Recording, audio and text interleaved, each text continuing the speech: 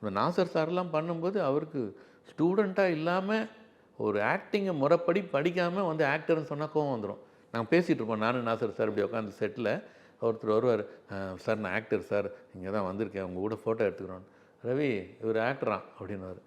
என்ன சார் நான் வந்து என்ன சார் நான் எந்த இன்ஸ்டியூட் படித்தீங்க அப்படின்னாரு. அவர் இல்லை சார் நான் பிஇ படித்தேன் இன்ஜினியர். அப்போ ஆக்டர்ன்னீங்க, இன்ஜினியர் சொல்லுங்கன்னாரு. ஸோ அவருக்கு வந்து அந்த ஒரு இது இருக்கும். அவரோட சன்னு தான் என்னோடய சைவம் படத்தில் எனக்கு சன்னாக நடிச்சது. வேறு செட்டிலே வந்து சண்டை போட்டார் நாசர் சார் விஜய் சார்கிட்ட. அவனுக்கு என்ன ஆக்டிங் தெரியும்னு நீ கூப்பிட்டு வச்சு அவனை நடிக்க வச்ச.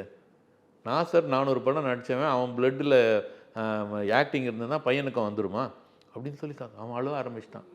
அவர் பையனை கூட ஏற்றுக்கல. அவர் உனக்கு என்ன தெரியும்னு நடிக்க வந்தார். அப்புறம் அவர் கூப்பிட்டு வச்சு இந்த படம் முடிஞ்சவொடனே கட் பண்ணி நேராக டெல்லி கூட்டிமே அனுபம் கார்கிட்ட ஆக்டிங் ஸ்கூல் சேர்த்து அதுக்கப்புறமா தான் அவனை ஆக்டர் ஆக்கி, ஏன்னா நான் ஊரில் இருக்கிற எல்லாரையும் வந்து ஆக்டரான்னு கேட்டுன்னு இருக்கிறேன், என் பையனை நாளைக்கு ஒருத்தன் கேட்கக்கூடாதுன்னு சொல்லிட்டு ஆக்டர் ஆக்குனார்.